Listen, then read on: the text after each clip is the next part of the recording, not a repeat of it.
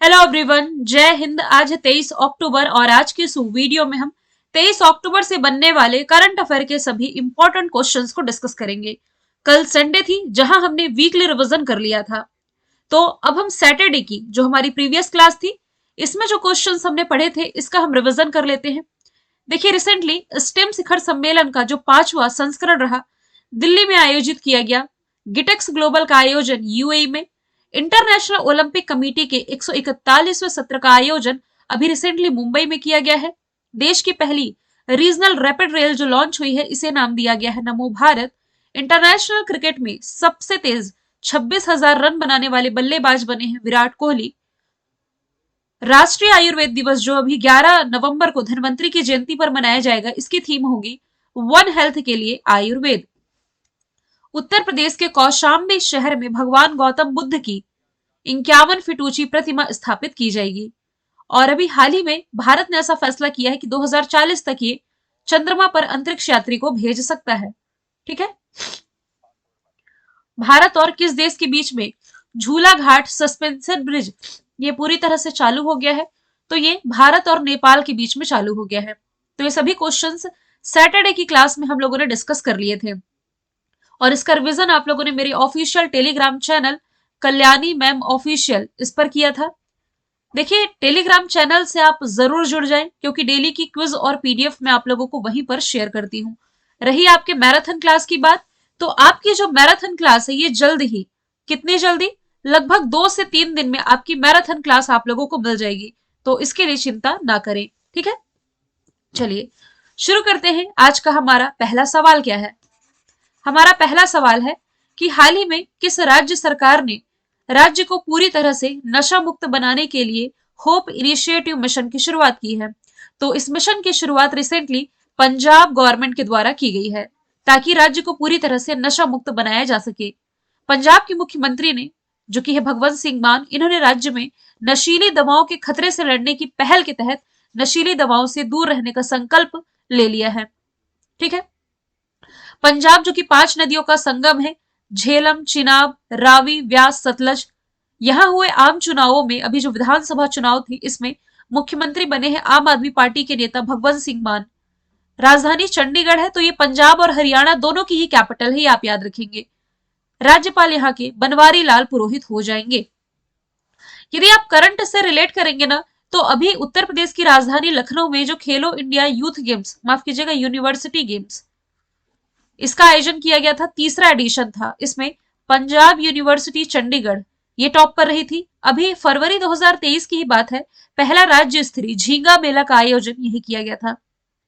यही स्थित है संगरूर। कुछ तो करंट अफेयर में हमने पढ़ा है, डेफिनेटली पढ़ा है, 1 साल भी नहीं हुआ इस न्यूज को। पंजाब के संगरूर में एशिया का सबसे बड़ा कंप्रेस्ड बायोगैस प्लांट ये स्थापित किया गया है। ठीक है, राइट टू वॉक इसका अधिकार लाने वाला, चलने का अधिकार लाने वाला देश का पहला राज्य ये पंजाब ही बना है। ऑप्शंस के थ्रू हम अन्य स्टेट से रिलेटेड कोई जानकारी देखेंगे, जैसे कि हरियाणा से मैंने क्या बताया है, दुनिया का सबसे बड़ा जो सफारी पार्क है ये हरियाणा के गुरुग्राम में बनने जा रहा है। कर्नाटक में दुनिया का सबसे लंबा रेलवे प्लेटफॉर्म हुबली में 1507 मीटर जिसकी लंबाई होगी। और राजस्थान से आप क्या रिलेट कर सकते हैं? राजस्थान में भगवान शंकर की सबसे बड़ी प्रतिमा, ऐसी प्रतिमा जो कि भारत में सबसे बड़ी है, जो कि किसे नाम दिया गया है? स्टेच्यू ऑफ बिलीफ, विश्वास स्वरूपम आप इसे कह सकते हैं, बिलीव, ये इसी राजस्थान में स्थापित की गई है। आगे चलते हैं। हाल ही में अबाबील मिसाइल का सफल परीक्षण किसके द्वारा किया गया है? तो पड़ोसी पाकिस्तान ने रिसेंटली अबाबील मिसाइल का सफल परीक्षण कर लिया है। ये एक मध्यम दूरी की बैलिस्टिक मिसाइल है और ये सरफेस टू सरफेस वॉर करने वाली मिसाइल है। ठीक है, इसकी मारक क्षमता कितनी है?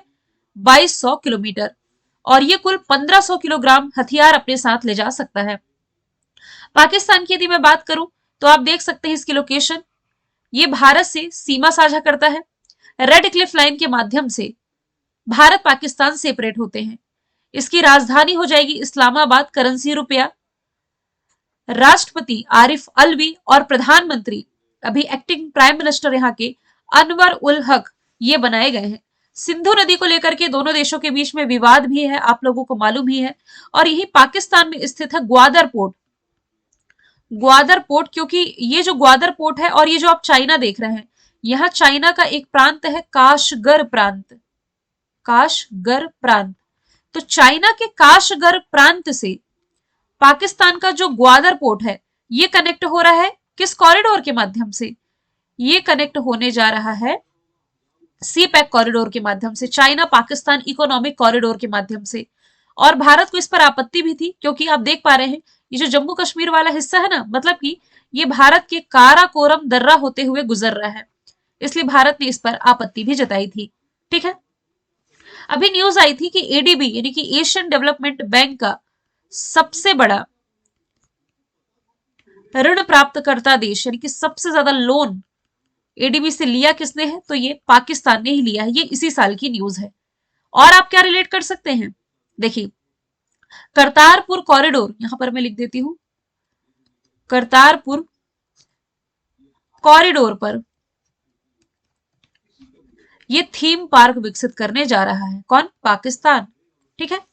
अब ऑप्शंस के थ्रू यदि हम देखें, देखिए साइंस एंड टेक्नोलॉजी को यदि हम रिलेट करें, भारत मानव मिशन गगनयान पर वर्क कर ही रहा है। इसके अलावा 2 सितंबर को इसने सोलर स्टडी के लिए आदित्य L1 ये लॉन्च कर दिया। और इसके अलावा चंद्रयान 3 ये भी अभी सफलतापूर्वक लैंड कर गया है 23 अगस्त 2023 को। कहा? साउथ पोल पर। केन्या ने अपना पहला सैटेलाइट टाइफा लॉन्च किया। अमेरिका ये अपने मून मिशन आर्टेमिस पर वर्क कर रहा, आर्टेमिस 2, जिसके लिए पहली महिला अंतरिक्ष यात्री क्रिस्टलिना कोच को अंतरिक्ष में भेज रहा है। आगे चलते हैं। हाल ही में किस देश को लिम्फेटिक फाइलराइसिस से मुक्त घोषित किया गया है? रिसेंटली लाओस, ये भी एशिया महाद्वीप में स्थित एक देश है। लोकेशन यदि आप देखें तो ये है इंडिया। इंडिया के 4 राज्यों से सीमा साझा करता म्यांमार, और इधर म्यांमार के इधर यदि आप देखें तो ये लाओस। लाओस की यदि मैं बात करूं तो इसकी कैपिटल हो जाएगी वियतने। हालांकि यहां पर कैपिटल, करेंसी और राष्ट्रपति मेंशन नहीं है, मैं आपको पीडीएफ में मेंशन करके दे दूंगी। इसकी कैपिटल हो जाएगी वियतने, करेंसी हो जाएगी लाओतियन किप, KIP, और वर्तमान में यहाँ के जो राष्ट्रपति हैं ये हो जाएंगे थोंगलोन सिस्लौद। तो ये सभी चीजें मैं आपको पीडीएफ में मेंशन कर दूंगी। ऑप्शंस में जो देश लिखे हुए हैं इनसे रिलेट करके कुछ करंट के फैक्ट यदि हम रिलेट कर सके, तो भारत और बांग्लादेश के बीच में रिसेंटली मैत्री पाइपलाइन प्रोजेक्ट का उद्घाटन किया गया है। साथ ही बांग्लादेश में अभी पद्मा ब्रिज का उद्घाटन किया गया। देखिए, पद्मा ये गंगा नदी ही है जो बांग्लादेश में पद्मा के नाम से जानी जाती है। भारत से आप क्या रिलेट कर सकते हैं? हाल फिलहाल में भारत को भी क्या मुक्त किया गया है? बर्ड फ्लू मुक्त घोषित किया गया है। और ब्रिटेन में ना कोरोना का एक नया वेरिएंट है, ये अभी जुलाई अगस्त के टाइम में फिर से दस्तक दे रहा था, ये हो जाएगा एरिस वेरिएंट। आगे चलते हैं। हाल ही में ऑपरेशन चक्र 2 अभियान किसके द्वारा चलाया गया है? तो ये रिसेंटली सीबीआई यानी कि सेंट्रल ब्यूरो ऑफ इन्वेस्टिगेशन के द्वारा चलाया गया है। इस ऑपरेशन का उद्देश्य है साइबर अपराधों का पता लगाना।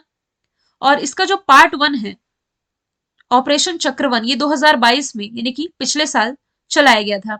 सीबीआई यानी कि central bureau of investigation 1963 formation year है, दिल्ली में मुख्यालय है, और वर्तमान में इसके महानिदेशक ये इसी साल बनाए गए हैं प्रवीण सूद। यदि मैं बात करूं आईबी की यानी कि इंटेलिजेंस ब्यूरो, रॉ यानी कि रिसर्च एंड एनालिसिस विंग, ये भारत की खुफिया एजेंसी है। तो आईबी के प्रमुख हैं तपन कुमार डेका, और रॉ के जो प्रमुख है ये हो जाएंगे रवि सिन्हा। इनके पहले सामंत कुमार गोयल हुआ करते थे। जांच के लिए जो नेशनल इन्वेस्टिगेशन एजेंसी है जिसे आप NIA के नाम से जानते हैं, इसके जो डीजी हो जाएंगे ये हो जाएंगे दिनकर गुप्ता। आगे चलते हैं। संयुक्त राष्ट्र विश्व पर्यावरण संगठन यानी कि वर्ल्ड टूरिज्म ऑर्गेनाइजेशन के द्वारा किस राज्य के गांव को, देखिए राज्य नहीं होना चाहिए, सवाल होना चाहिए किस गांव को सर्वश्रेष्ठ पर्यटन गांव चुना गया है 2023 के लिए? तो ये चुना गया है धोरडो को। ये कहाँ है? ये ना गुजरात के कच्छ जिले में स्थित एक गांव है जिन्हें 2023 के लिए सर्वश्रेष्ठ पर्यटन गांव का पुरस्कार दिया गया है। यदि मैं बात करूं United Nation World Tourism Organization की स्थापना 1946 मैड्रिड स्पेन में मुख्यालय है। हालांकि इसका जो पेरेंट ऑर्गेनाइजेशन है ये यूनाइटेड नेशन ही है। महासचिव इसके जुराब पलोली काशविली हो जाएंगे। कुबलांगी, माणा और मोंडेरा ये ऐसे गांव हैं जो कि इस साल चर्चे में थे। कुछ ना कुछ तो हम जरूर यहां से रिलेट करने वाले हैं। केरल में स्थित है ये कुबलांगी गांव। कई बार मैंने इसके बारे में बताया है कि ये देश का पहला सैनिटरी नैपकिन मुक्त गांव बना है। माणा गांव ये कहाँ है? ये है उत्तराखंड में। क्या हम रिलेट करने वाले हैं?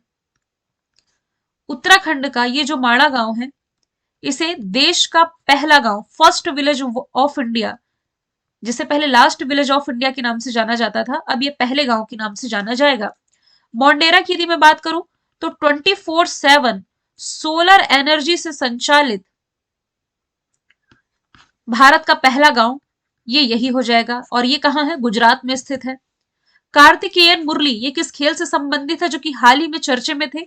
तो ये शतरंज से संबंधित हो जाएंगे। हाल ही में क्लासिकल मास्टर चेस चैंपियनशिप का आयोजन कतर में किया गया था, जिसमें कि कार्तिकेयन मुरली है ना, जो इन्होंने वर्ल्ड चैंपियन मैग्नस कार्लसन को हराया है। कार्तिकेयन मुरली ऐसे तीसरे भारतीय खिलाड़ी बने हैं जिन्होंने वर्ल्ड चैंपियन मैग्नस कार्लसन को हराया। इसके पहले हरिकृष्णा और विश्वनाथन आनंद भी मैग्नस कार्लसन, ये नॉर्वे से बिलोंग करते हैं, याद रखें, इन्हें हराया है। क्रिकेट से रिलेट करके आप क्या याद रख सकते हैं? क्रिकेट में हालांकि अभी शुभमन गिल का नाम आप याद रख सकते हैं। शुभमन गिल ये सितंबर मंथ के लिए आईसीसी के द्वारा प्लेयर ऑफ द मंथ चुने गए थे। और अभी आईसीसी मेंस वर्ल्ड कप चल रहा है, भारत होस्ट कर रहा है, कई रिकॉर्ड भी इसमें बन रहे हैं। सबसे ज्यादा तेजी से 26,000 रन बनाने वाले खिलाड़ी विराट कोहली, फिर सबसे अधिक सिक्सर के मामले में हमने रोहित शर्मा का नाम पढ़ा है। और ये चीजें इसमें ऐड होते जा रही है। जैसे जैसे जो नए रिकॉर्ड बनेंगे मैं आपको अपडेट करते रहूंगी। फिलहाल आज का अपडेट ये है कि अभी जो 22 अक्टूबर संडे को भारत और न्यूजीलैंड के बीच में मैच था, तो ये इसका विजेता भारत रहा है। लगभग 2 दशक के बाद न्यूजीलैंड से जीता है। बॉक्सिंग और हॉकी से आप क्या रिलेट कर सकते हैं? बॉक्सिंग से एक खिलाड़ी आप रिलेट करेंगे लवलीना बोरगोहेन, और हॉकी से एक रिलेट करेंगे हरमन प्रीत सिंह। इन दोनों का नाम मैं एक साथ क्यों बता रही हूं? देखिए, ये दोनों खेल से रिलेटेड है। अभी जो एशियाई गेम्स चल रहे थे ना, कहा? चाइना के होंगजू में, इसमें ये ध्वजवाहक रहे थे। किसमें? उद्घाटन समारोह में, यानी कि ओपनिंग सेरेमनी में। हाल ही में देश का सबसे ऊंचा राष्ट्रीय ध्वज, जो कि 418 फीट ऊंचा है, किस बॉर्डर पर फहराया गया है? तो ये अटारी बाघा बॉर्डर पर फहराया गया है। इसका उद्घाटन रिसेंटली नितिन जयराम गडकरी जी, जो कि हमारे केंद्रीय सड़क परिवहन मंत्री हैं, इन्होंने किया है। 418 फीट है और इसके पहले 360 फीट ऊंचा ये ध्वज था। ध्वज के द्वारा बॉर्डर की गतिविधियों पर नजर रखी जाएगी। झंडे के ऊपर एक निगरानी प्रणाली लगाई गई है, जो कि बीएसएफ यानी कि बॉर्डर सिक्योरिटी फोर्स के सैनिकों को सीमा के पास की एक्टिविटी पर नजर रखने में मदद करेगी। अटारी बॉर्डर है कहां? तो ये भारत के पंजाब राज्य के अमृतसर जिले में, अमृतसर से लगभग 2500 किलोमीटर स्थित वेस्ट में है, भारत पाकिस्तान की सीमा पर। जैसलमेर से आप क्या रिलेट कर सकते हैं? सबसे बड़ा भारतीय तिरंगा ये राजस्थान के जैसलमेर में फहराया गया था।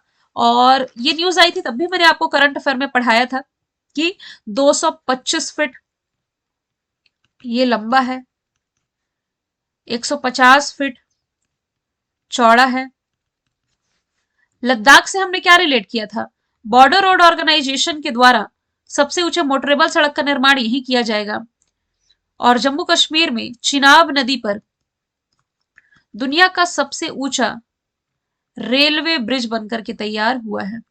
आगे चले, बिहार का चौथा कृषि रोड मैप किसने लॉन्च किया है? तो ये वर्तमान में जो हमारी प्रेसिडेंट है द्रौपदी मुर्मू जी, इन्होंने लॉन्च किया है। ये कृषि रोड मैप 2023 से 28 यानी कि 5 सालों के लिए इस राज्य में कृषि के विकास के लिए योजनाएं बनाएगी और ये रोड मैप जारी कर दिया गया है। द्रौपदी मुर्मू वर्तमान में भारत की 15वें क्रम की राष्ट्रपति हैं। और यदि देखें हम तो प्रतिभा पाटिल के बाद दूसरी महिला राष्ट्रपति, देश की पहली महिला आदिवासी राष्ट्रपति है। ठीक है। नीतीश कुमार जो कि वर्तमान में बिहार के मुख्यमंत्री हैं, इन्होंने यहाँ नॉर्थ इंडिया के पहले रबर डैम का उद्घाटन फल्गु नदी पर किया था, बिहार में ही। नरेंद्र मोदी जी ने G20 समिट का उद्घाटन किया दिल्ली में। एस जयशंकर, इन्होंने रिसेंटली वियतनाम में रविंद्रनाथ टैगोर की प्रतिमा का उद्घाटन किया है। ये सभी चीजें मैं आपको करंट में पढ़ा चुकी हूँ। अगला क्वेश्चन इंडेक्स और रैंकिंग से रिलेटेड है। हाल ही में जारी ग्लोबल रिमोट वर्क इंडेक्स में भारत किस स्थान पर है? तो भारत को इसमें 64वें स्थान पर रखा गया है। ये रिपोर्ट जारी की गई है नॉर्ड लेयर के द्वारा। टॉप 3 कंट्रीज हैं डेनमार्क, नीदरलैंड और जर्मनी। भारत 64 प्लेस पर। वैसे ही आप रिलेट कर सकते हैं, अभी जुलाई और अगस्त के टाइम में जो हेनले पासपोर्ट इंडेक्स से रिलीज किया गया था, इसमें टॉप पर जिस कंट्री को रखा गया है, ये जापान को पीछे छोड़ते हुए अब सिंगापुर आ गया है। भारत 80 नंबर पर है। ग्लोबल इनोवेशन इंडेक्स में स्विट्जरलैंड ये टॉप पर है, भारत 40वें स्थान पर है।